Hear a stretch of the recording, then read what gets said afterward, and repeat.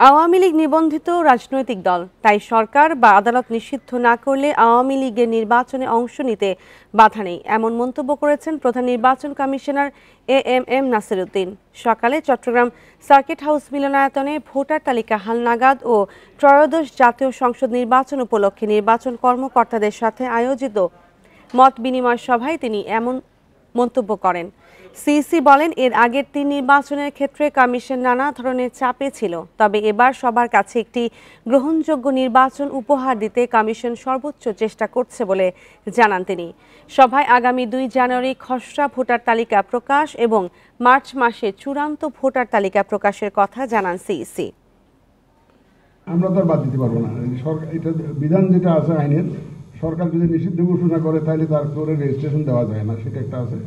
আর court যদি বলে সেটা আছে, এটা রাজনৈতিক সিদ্ধান্ত অথবা কোর্টের সিদ্ধান্ত, এই দুইটার একটা হতে হবে, এবং যেটার ভিত্তিতে হয়তো আমরা ব্যবস্থা নিব।